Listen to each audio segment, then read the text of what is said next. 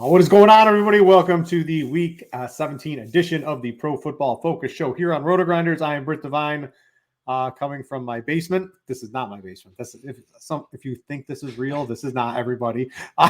This is not what my basement looks like. I wish it did. Ian coming from Ian. Where exactly? I'm trying to figure out who's in relation to you, whose house this could be. I'm a little stumped. Is this like a grandmother's house? What are we looking at here? Fiance's parents, easy there, man. All They're right. not quite at that stage just yet, but I actually did think that was your piano and your lovely backdrop the first time that I saw it. I wish. I've since been reminded, but yeah, man, Week 17 got some fantasy football championship season long, obviously on the line, but plenty of goodness DFS talk about as well. What is the fiance's parents? What do they think of this is what you have to do? Is this like cool for them or no? They're both they're also both journalists, so it kind of works out. They get it to an extent, but yeah, they approve, so it works. All right, let's jump into this. In case you are new, probably not. We go through Ian's article first here. It is over at Pro Football Focus. It is the mismatch manifesto. He matches a lot of offensive statistics with defensive ones, trying to come up with good matches for us either in the sports betting world or in DFS. First thing we look at, explosive play rate. Lots of ways to play this. Longest yard props, DFS tournament long shots, or just players who have high ceilings. What are we looking at this weekend? Some of the best passing games. We got the Dolphins, the 49ers, Jaguars, Bears, Lions, and Packers, all with an 18% combined rate or higher, which is pretty good, even relative to other weeks like this. So just a few notes on that. Brock Purdy, 4 extended appearances, multiple touchdowns in each and every one. I know Kittle's been the one catching them lately, but wouldn't sleep on Brandon Ayuk finally getting right against a Raiders team. And like, who knows what they're going to be playing like now without Derek Carr in the picture. I know he's on offense, but let's face it, defense hasn't exactly been scary in their own right. We've seen the Houston Texans actually be much better against the pass than the run this year, but I don't know. It's one of those things where I still think a good lethal passing attack is capable of taking them down, and that's what Trevor Lawrence and company have looked like, save for that last Thursday night game where the weather was so bad that there wasn't much they could do. So maybe getting off that Travis Etienne chalk, attacking that passing game could make a little sense. Then also just with Miami, I mean, we've seen this offense with Teddy Bridgewater and to a lesser extent Skylar Thompson still keep on keeping on. The one interesting part is the target distribution. In the 3 Teddy Bridgewater games, it was like 36 targets to Tyreek Hill, and the next closest one is Jalen Waddle, all the way down at 18. So it does seem like in a small sample, they've been much more willing to completely force feed Tyreek. I don't think there's really anyone in the NFL or on the Patriots capable of slowing him down when he's getting all those opportunities. You mentioned this Jacksonville game. Let's go over real quick at the top. So this is Friday. As far as we know, Jacksonville's supposed to play all their starters. I do like a prop show on Tuesday with Chief, part of the prop shop here at RotoGrinders. But I looked at it. There's like this outside chance that even if they lose next week, they can still make the playoffs if they win. But to me, the only game that's playing in that 1 o'clock window that matters to them is that Miami-New England game. So if Miami loses that one, that's the only one that has any sort of significance in their time frame when they're playing that game. I think they're full go. Do you have any other different read than that on Jacksonville? No, I think you're right, man. Like, again, Doug Peterson I know we have that example from a couple of years ago where the Eagles did rest their starters when Peterson was there. But, judging from some of the Twitter comments, which you can always just completely, trust with that, it did seem like that might have been a call that was made by Howie Roseman, the GM, more so than anything. So I tend to believe Doug Peterson. It's not like we're seeing any of these guys listed on the injury report with even phantom issues at this point. So while the Titans did make that move, I do think it was more so based on Henry legitimately being banged up. And then as we saw with the quarterback situation, actually seeing the better person, even though he'd only been on the team for 8 days, replacing an ineffective Malik Willis. So it's scary, but I do think we'll get the Jacksonville guys for as long as they need to be out there, which again, even if it is a blowout after 3 quarters, got to score a lot of points before we get to that point. All right, let's go to pace games with a lot of snaps. Looks like 1 Denver at Kansas City. We'll have to see what Denver does, but we know KC is more than capable of putting up points. A couple slow games, Washington and that San Francisco at Las Vegas game. What are we standing out? Anything we can read into this chart this weekend? Not a ton. I mean, even the Broncos KC game, we did see Denver. I mean, that was arguably Russell Wilson's best game of the season. That comeback he had. That unfortunately he got concussed before he could have a true chance of completing it against the Broncos a few weeks ago. But again, once you just remove the head coach, it's hey, we saw in Carolina, it kind of triggered a nice little turnaround. But it's one of those things that, in general, it's been such a bad offense this year. I wouldn't read too much into it. The Browns Washington game is what's interesting to me because Watson, his numbers have been terrible this year, even when you add some context to it. That said, like last week, 3 drop touchdowns alone. That Bengals game we played a couple of weeks ago, there were a lot of drops down the stretch where I don't think that Watson has played great, even accounting for that, but he is seemingly getting a little better and he's getting close. So at a minimum, I don't hate the idea of going to a Carson Wentz with a McLaurin or Dawson and Curtis Samuel. Lest we forget, in those 6-7 games that Wentz played, 3 top 6 fantasy finishes, and then with the bring back to either Amari Cooper, who I think a lot of people are already on, or maybe a Donovan Peoples-Jones, David Njoku, guys that we've still seen put up pretty solid games with Watson under center. And again, the guy hasn't been playing great football yet. I'm on Brian Robinson a ton on the prop sites. We'll have to see what his line opens up. But Underdog dropped it at 60.5. Let's just say I put some real American dollars on that. That was on Monday night for rushing. I'm expecting it to open pretty high. The sports books have kept it off, but I'm keeping my eye on that. Anything below 70, I might press even more on that one. I think that's fine because, again, it is a good matchup at home, and he's been dominating the early down work even before the Gibson injury. I would just say last week when Gibson got hurt, I mean, Jonathan Williams was the one taking all the pass down work, so wouldn't get completely carried away. I mean, I do think he warrants top 15, and the guys he's around there with, like Dalvin Cook, David Montgomery, Travis Etienne, if you want to play Brian Robinson ahead of those guys, I do think the workload is close enough, but I don't think, I got to start to sit question about like Ramondre Stevenson versus Brian Robinson. There's still a handful, even 2 handfuls of guys that have that pass down work that I just don't think is going to quite be there for Robinson. Yeah, for the run game, if they're going to run him 22 times against the 49ers, I think they're going to do that against the Browns as well, is the angle I'm taking on that one. Let's look at pressure rate. What are some quarterbacks might have all day to throw, quarterbacks that might be under pressure? Eagles O-line continuing to keep their guys upright. We didn't get a clear answer if it's going to be Hurts or Minshew, but I believe we got the report from the beat writer saying Minshew was getting the majority of first-team reps. So the way the Eagles played last week, I mean, they had a fourth-quarter lead. If Dak doesn't hit that miracle 3rd and 30 bomb to T.Y. Hilton, could have been a different result there at the end. And in Minshew's credit, he did drive them down there on the final drive. So really would be surprised if they're going to rush Hurts back in this one. And in that case, I'm fine going back to Bo with Minshew and this group of pass catchers. Also seeing plenty of blue for the Panthers and Buccaneers game. Back couldn't be more against the wall for Brady and company. I know we're always saying, is this going to be the week they get it together? Could not pick a better time at this point, though. I know the Panthers aren't a bad defense by any stretch, but man, how much longer can Mike Evans go without a boom of some sorts? 11 straight games now without a touchdown. His previous high with Brady, 2020, 2021, only 2 games. So maybe, just maybe, something going on in that Buccaneers game. Yeah, I like Mike Evans. I think it was Reeves on the show he does here at RotoGrinders was on him. So I looked heavily at Mike Evans and have some props on him this week for sure, based off Reeves. Let's go Reeves. All right, running game, yards before contact. What's looking good? This Indianapolis one looking pretty juicy. I'll be talking about that in just a second. What else are we looking at in the run game this week? Yeah, good call by you there with Zach Moss, and you'll talk more about it. But yeah, he really has been the definitive lead back now, and seeing it last week with a healthy and active Jordan Wilkins also in the fold just went ahead and reinforced that. So, it is a Nick Foles-led offense, not exactly expecting too many scoring opportunities, but any running back getting 15 to 20 touches potentially against a Giants defense that I believe is a bottom 3 unit. Actually, no, they are dead last, in fact, in yards before contact allowed per carry. Wheels up for Moss. Otherwise, we do have Travis Etienne and the Detroit Lions popping as pretty good matchups. With Etienne, I would just point out, as long as you can get past the whole thing about it does look like the Jaguars are going to be playing their starters for however long they need to. I mean, he's had this slump for a while. He just hasn't scored a touchdown since week 9. But 4 games back from injury, he's had over 15 touches and all of them over 70% plus snaps. And he's running well again. I mean, that dude looks like he was freaking born full time with one of those golden mushrooms that you'll find in Mario Kart. Travis Etienne against the dead last Houston Texans defense and PPR points per game allowed the position. I know he's pretty chalky this week, but I don't think it's enough to get me off him in cash and tournaments alike. Yeah, love ETN. I think his prop is at 70.5. I got him on the prop sites at 73. They come out a little earlier. So the 70.5, I will certainly be getting some of that pretty much right after the show. It came out just before. Combined yards per dropback. Passing game. What passing games look primed to explode? It looks like we've got Jared Goff in a dome against Detroit this week. Pop in on this particular Bears, chart but yeah. here.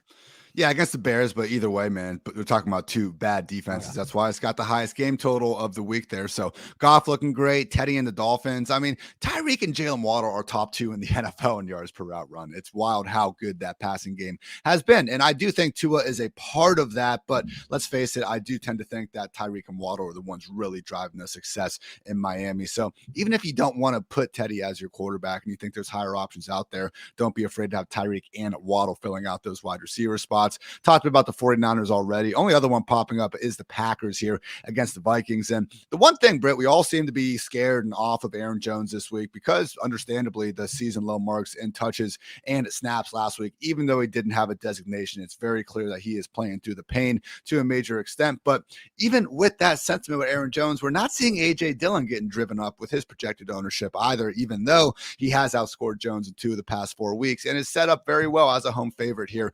I'm not sure if they're favorite, actually. It's close, but as a home team against the Minnesota Vikings at the very least. So we're not expecting the Vikings to be able to slow down this Packers offense. It has been playing better more weeks than not here recently. So if it's not going to be Christian Watson or Romeo Doubs, really looks like it could be an A.J. Dillon week.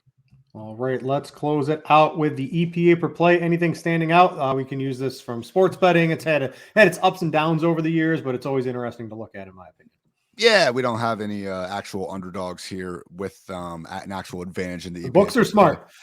They are smart. I guess the one thing that stood out to me, the Giants are one of the bigger favorites of the, just in terms of this, the difference between them and the Colts. The Giants are really heavy on that. So I know they're favored by 5.5, but really is one of those games you mentioned earlier, Britt, about the motivation involved, and would say the Giants still inexplicably in the playoffs at home against the Colts. Again, I don't necessarily trust that offense enough to distance himself from the Colts. It's not one of my bets, but that was interesting when it popped out.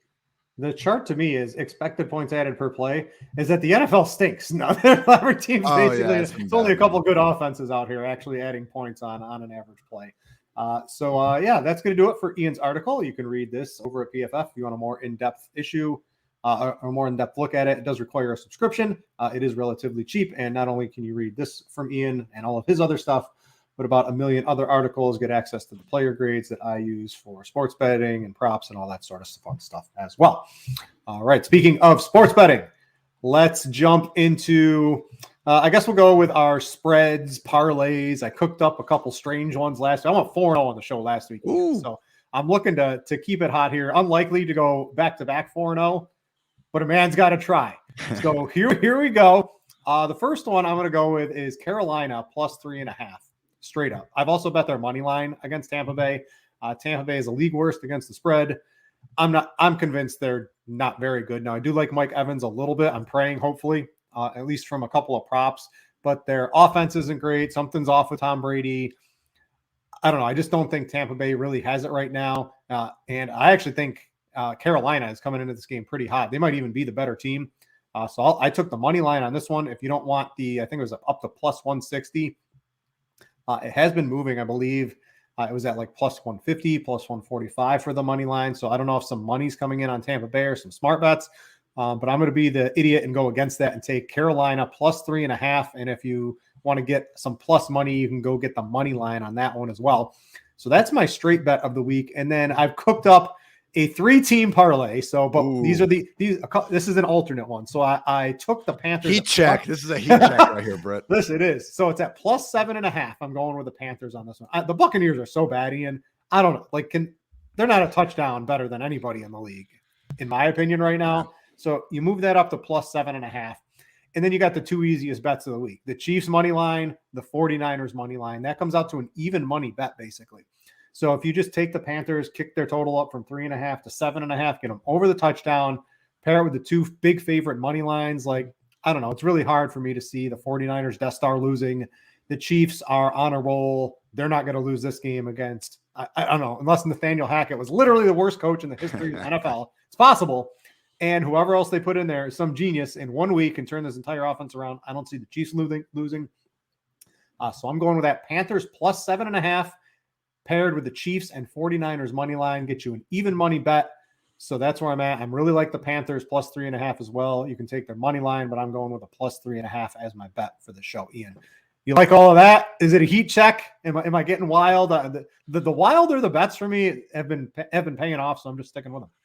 The only thing that you can say is like, oh, this would be the time that Brady turns on. But based on everything we've seen this year, I mean, it's not going to be there. I mean, I was doing this ranking the NFC playoff quarterbacks, this stream I did with Bleacher Report earlier this week. And I was going just off this year. I had 5 categories, CPOE, EPA per play, trying to just be very objective, not biased. And Brady graded out as the 6th worst quarterback in the NFC playoff race right now. Like Daniel Jones, Kirk Cousins, Brock Purdy. These guys have all objectively been better. And yeah, if you want to say he always the GOAT, he's going to turn it on. Okay, but I think you're onto something here with Carolina, especially going over 3.5, man. It does seem like a bit too high of a line, but I have a 3 here in my own right. Not going back into the parlay waters, got a little cocky after a heat check myself last week, but I am feeling good about these. First of all, the Chargers and Rams battle for Los Angeles over just 42.5 points. Credit to Baker Mayfield, man. We've seen him come in and okay, I'm not saying he's going to all of a sudden be the next, number 1 overall pick to help lead Sean McVay's Rams to the Super Bowl or anything like that. But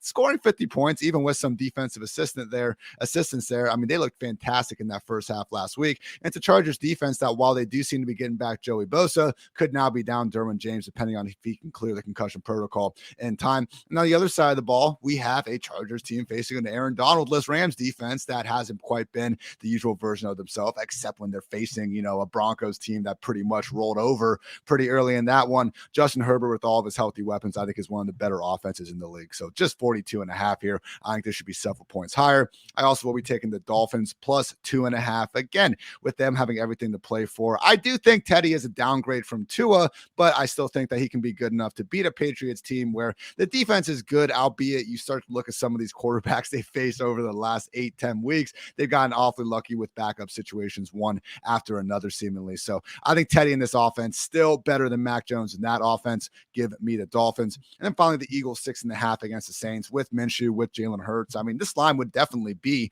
probably double digits if Jalen Hurts was healthy and ready to go. But I still think Minshew is good enough. And I think overall, this Eagles offensive environment is good enough to cover the 6.5. It's a Saints team that maybe doesn't have Alvin Kamara. And even if they do have him, all they're using him is as an early down plotter, not even freaking throwing the man the ball. So Chris Olave might be back, but it's a hamstring injury. Who knows? I just haven't seen enough from the Saints to think that they can cover 6.5 on the road, regardless of who the Eagles have under center. I wanted to get an idea of this supporting cast argument. So I basically took every team's rushing, receiving, run blocking, pass blocking, team PFF grades, averaged those out, just left out passing, and the Eagles, predictably, number 1 supporting cast in the NFL. So really, they have a ton to play for. They want to clinch this 1 seed, not have to rush Jalen Hurts back in week 18. Give me the Eagles minus 6.5, Dolphins plus 2.5, and Chargers Rams over 42.5.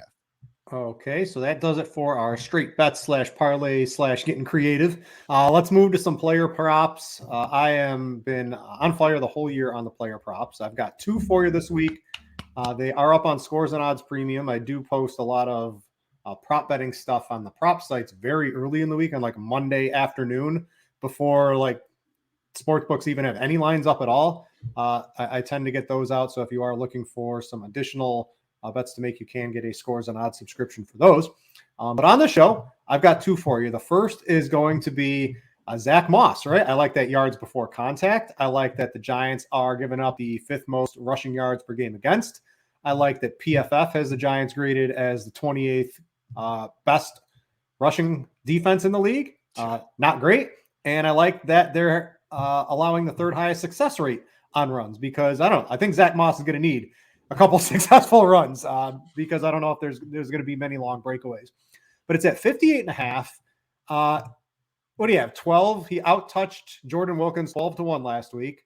And the week before that, it was 24-12 over, who was the other guy? Deion Jackson, who didn't even get the ball last week. So he seems to be the clear choice right now. It's against the Giants at 58.5. Even if it's like last week where the game got out of hand pretty quickly and Nick Foles basically gave that game away. I think that's why they're playing Nick Foles again, because they want to lose. They could also lose by handing the ball to Zach Moss like 15 to 20 times. I think that works pretty well if you want to lose an NFL football game, but I also think he can get over 58.5 yards in that case.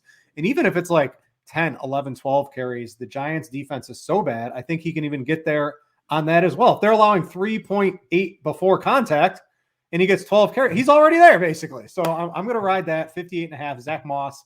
That's at -120 on a couple of different sports books. That's one of my favorite ones. You're on another player in this next game. I'll leave that for you, but I'm on Tyler Conklin over 26.5. This is my best bet of the week. I maxed out on MGM. I maxed out on DraftKings, what they would allow me to get on a player prop on this one. So Conklin, he's gone over this in the last 2 out of the last 3 with Mike White starting, but that isn't the real reason.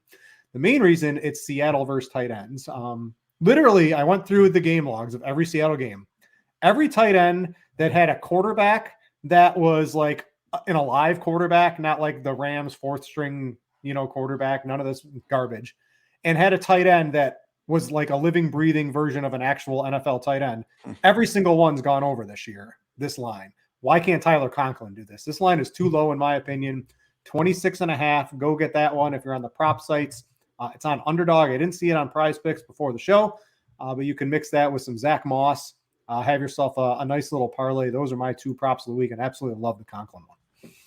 Yeah, man, I was screaming about Conklin for a while because ever since like week 11 or 12, I mean, if you guys listen to me on the PFF Fantasy Pod, we did our, playoff kind of easiest schedule preview, and he's been popping for months as having this best stretch. So I know having some Zach Wilson there hasn't exactly made it the boom we were hoping for, but maybe, just maybe, we at least get this big one in week 17. And I like the Moss call too. I mean, he played 70% of their offensive snaps last week, and then Jackson was at 16 and Wilkins was at 14. So he is the clear number 1 back there. I know 12 carries doesn't sound like a ton, but I mean, it was 12 of the 13 backfield carries. So God forbid they can't stay in it. A little bit more, should have all the volume he needs. All right, last week, 1 and 2, still doing all right on the season, but yeah, had a 59 on J.K. Dobbins, took the over of 59.5, and he finished with 59. So that really sucked there. So I do like your Moss call. I'm going to tail you on that one officially, and hopefully just start, getting some of those wins you've been getting all season, Britt. Why the hell? Hey, whatever it takes. Whatever it takes. All right. Garrett Wilson over 66.5 receiving yards in 3 games with Mike White. Again, these are the ones that I feel most confident in because we're taking a split that is applicable now, and I think it's a prop bet that's based more so on some games with Zach Wilson involved as well. So 3 games with Mike White, 5 catches, 95 yards, 2 tutties, 8 catches, 162 yards, and 6 catches, 78 yards. So he's cleared this easily in those 3 games with Mike White. And even without Mike White, even with some Zach Wilson in there, he has cleared that mark with relative ease in 6 of his last 8 games. So I love that over for Garrett. James Conner also anytime touchdown plus 125 over at BetMGM. Since coming back from injury, he has scored a touchdown in 6 of 7 games. He has 7 touchdowns total in that stretch, and it's just the freaking volume he's getting here. He is right now the most every down back that we have in the NFL. I mean, he's played 90% plus snaps in 5 of those 7 games, including 4 straight. So like during any given week, you'll see 3, maybe 4 at the most, like 5 running backs clear 80% snaps. James Conner right now is easily hitting that 90% mark in an offense that unfortunately is going to have to be going to who we got. Oh my gosh. It's not even McCoy's not coming back. David Blau. Yeah. The Magic Man. The Magic Man. Yeah. We had that Lion star on Thanksgiving a few years ago, of course. So I know that isn't great, but if there is anyone that's going to score in Arizona, would think it's going to be James Conner. So Conner touchdown, Garrett Wilson over 66.5, and Britt's Zach Moss over 58.5 call. I just went and got Garrett Wilson. He's 65.5 on DraftKings. He's on the move on all the other sports books. He's over, I think it was 67 and 68. So if you want to get that, head over to DraftKings right now. I would imagine they catch up and move the line relatively soon on that. All right, that's going to wrap it up for the props. If you enjoyed that talk, you can head over to Scores and Odds. You can get not just mine. Ian doesn't do anything over there, but there's, I don't know, 100 people. Not really, but there's a lot of people here at RotoGrinders that contribute to Scores and Odds every week in football. There's probably 35 or 4 different bets up there, not to mention daily for basketball and all that other fun stuff. And if you just want to check, hey, where is that best line for Garrett Wilson? Where did I go? I went to Scores and Odds to do that. That is free. You don't need a subscription for that either. All right, let's go to DFS. Always fun. Had myself a very nice DraftKings team. TJ Hawkinson leading the way as a low-owned tight end. Ran him in cash. I was up near the top in just about everything. Looking to repeat that this week. What are we doing at the quarterback position? We've got a couple cheapies. We've got Jared Goff. We've got Gardner Minshew. Let's pretend he plays. Do you have a preference between those two? And then if you're in the mid to high tier, do you have someone you like there? I lean towards Goff just because I think the Lions passing game, I'm more confident it's going to be condensed around Amon-Ra St. Brown because it has been all season long with Philly. I mean, I get it. They're all awesome, but one of A.J. Brown, Devontae Smith, or Dallas Goedert could just not be featured that week, and then you're kind of left standing there. So also completely see where people will be going with Minshew, and I like him in tournaments as well. Again, I'm on Eagles 6.5, but I would take Goff among those two guys. Just shouldn't be this cheap, man. What he's been able to do really the entire season, especially during the early first 4 games and now over the past 4-6 weeks when he's had a healthy supporting cast, which he still has. So I don't see the need to get all the way up to Justin Fields or Mahomes or any of these guys. Very comfortable with Goff at 5.6K. Yeah, and I just expect at home against the Bears. Yeah. This looks like a really nice spot. And you mentioned with the supporting cast, Swift is healthier. We've got Shark is in there. Williams may see an uptick in snaps. We'll see. They don't really need him. They're feeding him on Ross St. Brown. I like the Goff call quite a bit. If we like, how about for tournaments? If I like Tyler Conklin and you like Garrett Wilson, and I bet both of them, why not Mike White at low owned? We've got him under 5% right now on RotoGrinders. It looks like he looks like a nice sneaky tournament play off of the Jared Goff, off of the Gardner Minshew sort of price range. I think White in a tournament looks pretty good. I'm very cool with Mike White. Let's see here. I mean, he posted 2 top 8 finishes, and then he bottomed out with the QB 22 game against the Bills when he freaking had the rib injury in the first place and kept trying to play through it. So if you do just look at those 2 healthy games, he certainly had himself a couple days out there. The only other quarterback that I would be saying don't forget about is another one coming off the bench here, Carson Wentz. 3 top 6 finishes when he was under center early on in the year. So I know some of those were blowout induced, and he was just coming back, and the defense is playing well enough to think that they can, contain Deshaun Watson and make this more of a Brian Robinson game. And I get it. That's why Brian Robinson is certainly cash game viable, and he should be being projected a lot. But when we're trying to get a little different in tournaments, what better way to go off that chalk than to attack this Washington passing game that, again, we know has the talent, and we've seen it on multiple occasions with Wentz under center, and a perfectly winnable matchup here against the Cleveland Browns, who don't have a good run defense, and they don't really have a good pass defense either at this point. So only other note would be, Britt, I mean, we know the Bears and Lions is the easiest chalk shootout game. What would be the other matchup that you think could really boom? Because, Browns, Washington, I don't really see this being this back and forth high scoring affair, but we got the Jets, Seahawks, Vikings, Packers, Rams, Chargers. Any special feel on those? Maybe Jets since you're riding with Mike White. I do like the Jets, Seattle. It's tough to see Seattle really putting up a ton of points, but I do like this Jets offense. And Seattle, Geno's he was very good to the start in the middle of the year, and they've slowly fallen off. I don't think Geno Smith was ever going to be that great, but I don't know. Maybe they could get there. I like the Green Bay Minnesota game. I like Aaron Rodgers was at I think he was at 230 on Prize Picks when I was getting some props on him. But I think that game could be pretty sneaky, and at least from the Minnesota side, where's it? It's going to be Hawkinson. It's going to be Jefferson. It's 425 a primetime game. That is not a primetime game, correct? So we should get a good Kirk Cousins. Those would probably be my 2. I think, looking at it, I don't expect Russell Wilson and that Denver team to be able to go to toe-to-toe with Kansas City. I will say on Seattle, real quick on Seattle, it's definitely going to be tough for Metcalf on the outside against Sauce and their whole group. But Noah Fant at tight end, Will Dissly got put on IR this week. I mean, if there ever was going to be a game to maybe expect Fant to boom a little bit, and going off the other side, that Tyler Conklin of not super chalk, but, just kind of getting some exposure that way. Don't hate that.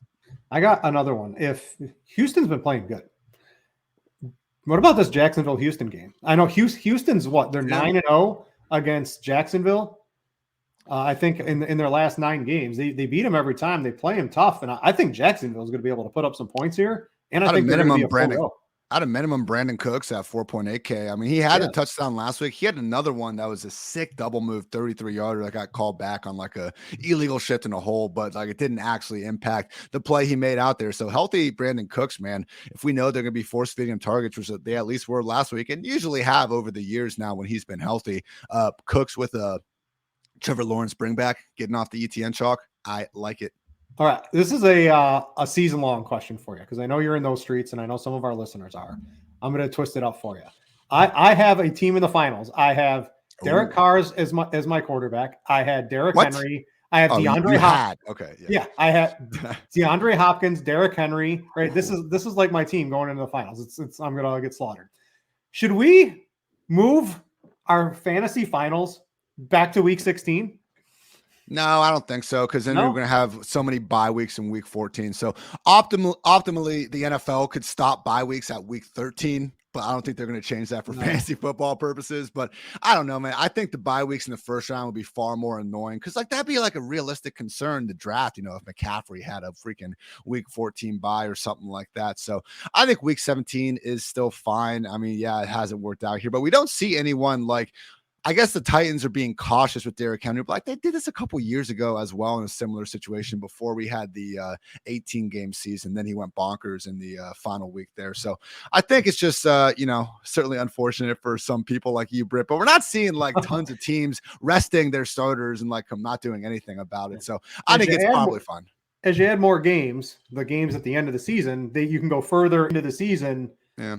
And start benching your players because there's less to play for. I don't know. It's interesting. I don't think anyone other than me would actually want that, but I don't know. I'm a little ticked off about it. So if any of you guys are on YouTube watching, let me know. Click the like button.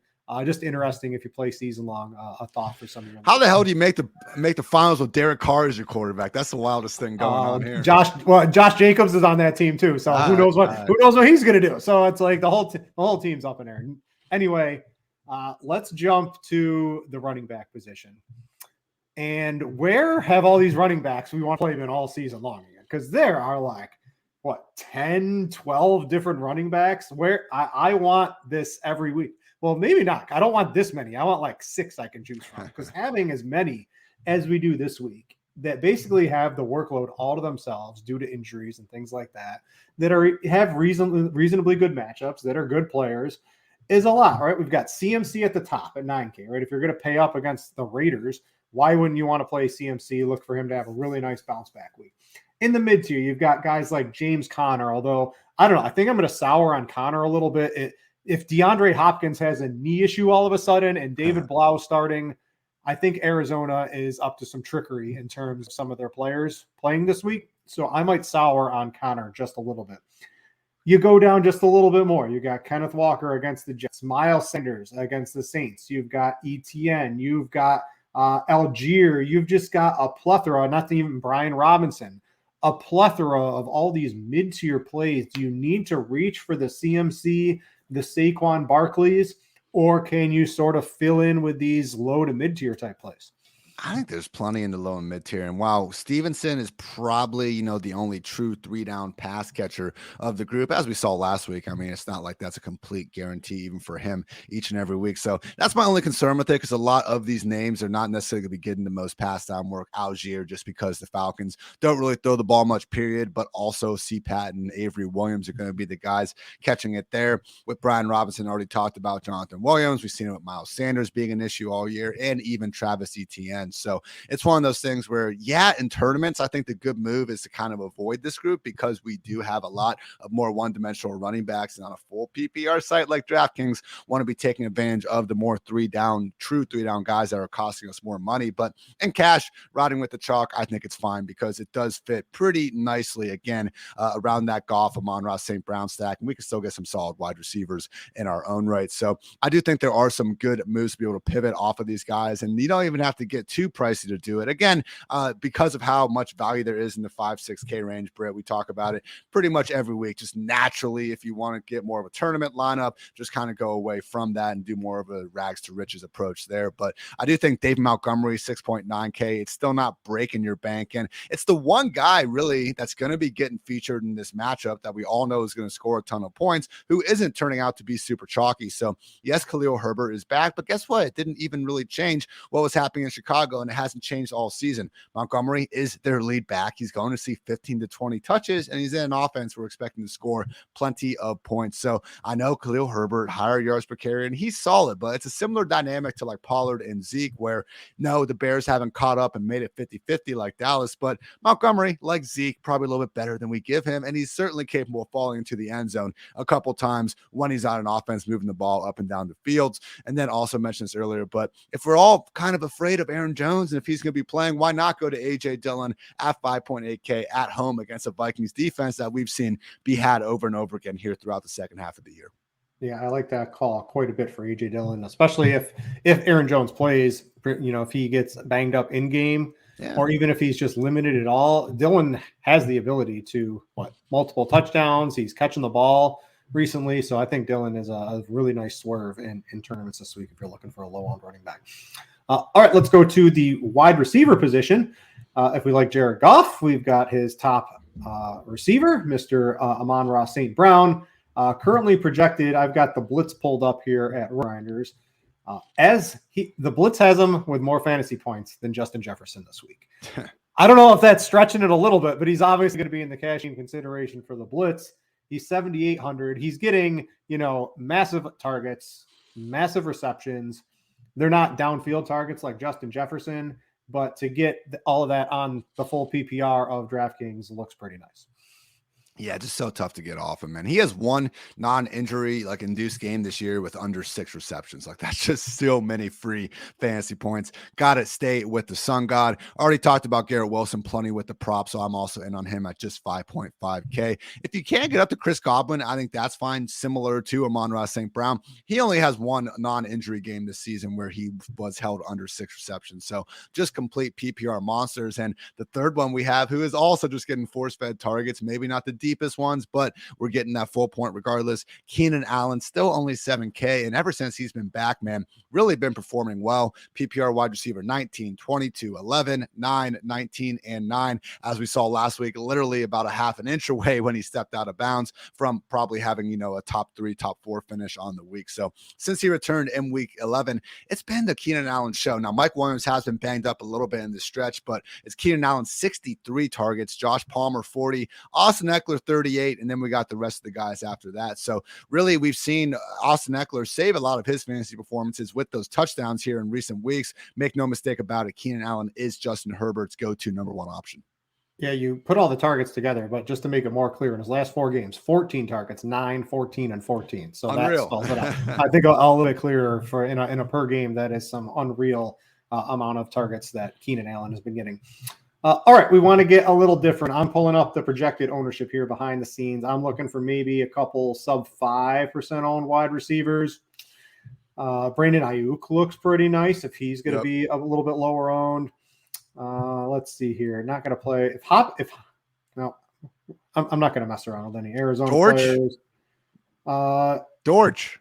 Yeah, Dortch is probably interesting. They'll play him. He's going to be like the best free agent wide receiver this year. We're going to be interesting to see where he goes. It's been annoying us. It's been annoying us because we wish there was Rondale Moore, but dude, I looked at, if you combine Dortch and Rondale's fantasy points, they'd be the wide receiver 22 this season. So I know we can't do that, unfortunately, but with Rondale out of the picture, Hopkins likely leaving. I mean, we saw them just force the ball at Dortch last week like they have throughout the season. So literally stone cold mint 3K. I mean, I probably wouldn't put him in a cash game lineup because again, this Cardinals team could possibly have 150 total yards of offense, but really if he's not going to be booming up, and maybe he will start getting catching on a little bit more if Hopkins is in fact ruled out, but man, just 3K, I'm cool with that. Yeah, just wait and see. We're doing this on Friday. Things are going to be a lot more in tune. Saturday, Sunday, tune into the shows here at RotoGrinders, especially on Sunday morning. Most of the tomfoolery that these teams are pulling will be exposed by then, hopefully by Adam Schefter or somebody else overnight going into Sunday morning. If you want all that news, just tune in on Sunday morning. We're doing the best we can on Friday. Usually we have most of the information, but late in the season, it gets a little iffy. We heard that Dobbs saying he found out on Saturday after the game that he was going to be starting this week. It's it would have been nice to hear that from literally anyone before 5 hours before game time, but is what it is. A couple more wide receivers I do like in tournaments. Juju Smith-Schuster, someone that still is sitting in the 5K range, even though we've seen him be a wide receiver 1 more times than not here over his last 6 to 8 healthy games. So 3 weeks ago, 9 catches, 74 yards, and a touchdown against his defense. And that was still the good trying version of this Broncos defense. I don't even blame them for pretty much mailing in the season last week based on everything that has gone wrong this season, but also wouldn't say purely firing Nathaniel Hackett is going to cause that defense to get back to looking like that juggernaut. So I like Juju in that mid-tier. Donovan Peoples-Jones, only 4.7K. We've seen him have some already solid performances with Deshaun Watson. And again, Watson, while he hasn't been playing great, even with the context of some of those drops, has a potential to at least enable one or two of these wide receivers and or David Njoku. Also, Drake London, man, ever since they lost Kyle Pitts, they have been willing to feed him some targets. 12, 11, 9 in his last 3 games. 3 top 26 finishes at the position with a wide receiver 14 finish last week. So I'm cool with London. Another guy you can get under 5K. And then finally, Curtis Samuel at just 4.4K. So they were using him more overall earlier in the season. We had a pretty early Jahan Dotson hamstring injury, which made it easier as well. But you look at those targets in the first 6-7 games. I mean, Curtis Samuel was the wide receiver 1 in terms of opportunity, even ahead of Terry McLaurin. So again, Carson Wentz has had some boom games, and seeing Samuel just 4.4K, real opportunity for him to see 7-8 targets on top of a couple of rush attempts as well. Yeah, Dotson too. He's had quite the hot streak here. Do you if you're playing Carson Wentz, you want to play 2 receivers, 1? You probably got to use 2 of them, right? Dotson, I think you can go 2. I think you can go 2. What do you think of Dotson Samuel, what do you Terry. think of Dotson with Wentz? You got any numbers on how he did in games with Wentz this year? He had some. I think he had 3 touchdowns the first 2 weeks of the season. He just hurt. He's had several hamstring injuries this year, so he unfortunately didn't get to play that entire stretch. But really, it was way more with Wentz under center. It's a 1A, 1B, 1C type of situation, and with Heineke, it was much more Terry McLaurin, and then everyone else will see who gets the football. So I don't want to completely throw away Terry here. I mean, I do think he's going to be the one facing though shadow coverage from Denzel Ward. It's not something that the Browns have made a habit of doing a ton over the years, but recent weeks they have been deploying him far more often in shadow coverage. He hasn't been incredible. He's lost some of those battles. Jamar Chase went for over 120, made him work for it though. So I will say from a pure, on-field matchups perspective, probably is Curtis Samuel and Dotson with the better spots.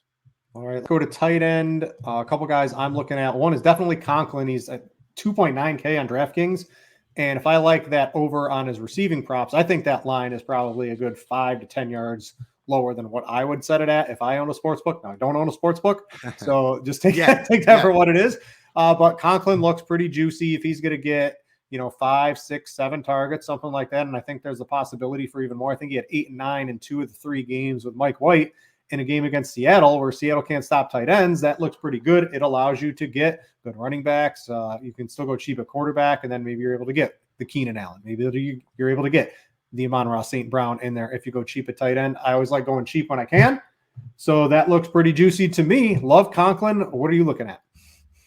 Like the Conklin call, and Hawkinson's still a little bit too cheap as well. I do think that in cash, Conklin is for sure cheapest you want to go. I don't love not having Mike White, but having Garrett and Conklin in the cash game lineup. You don't have to have Garrett, though, and I will say probably as, we get more into the weekend, Garrett might not be optimal just considering the cash savings you can get with Conklin. Because after Conklin, I think you have to go pretty much all the way up to a David Njoku of 4.1K, to Tyler Higbee or an Evan Ingram. I did see that Higbee is going to be questionable, I believe, with a knee injury that popped up. So, don't love it if he is going to be banged up. That said, the issues we've seen with Higbee have been these certain weeks where they really use him more as a blocker, and that hasn't been the case at all with Baker Mayfield under center. He leads the team in targets. He's playing like 90% plus of the snaps and accordingly the routes as well. So with Higbee, as long as he's out there, man, potentially going up against the Derwin James-less Chargers defense, I do think he could have one of those big weeks. So again, the guys that stuck out to me more so than any, the Njoku, Higbee, and Ingram's there at 4.4K. So if you do want to in tournaments again, attack that Jaguars offense, maybe with the Brandon Cooks bring back, you don't necessarily have to do multiple receivers in that Jaguars offense. You can do one paired with Ingram. All right. I think that's going to do it for this week's show. We will be back next week and hopefully at least a week or 2 into the playoffs as well. That is TBD. We would appreciate it if you click the like button on the way out. If you're watching this on YouTube or on replay, helps other people find access to this great show and helps Ian get more exposure on Twitter. You can find him at Hartitz. You can find me at Brit_Devine. That's about all we got. Hope everyone had a Merry Christmas. Have a safe and Happy New Year. Go Buckeyes. See ya in 2023, everybody. For Ian, I'm Britt. Thanks for watching, and we out ya.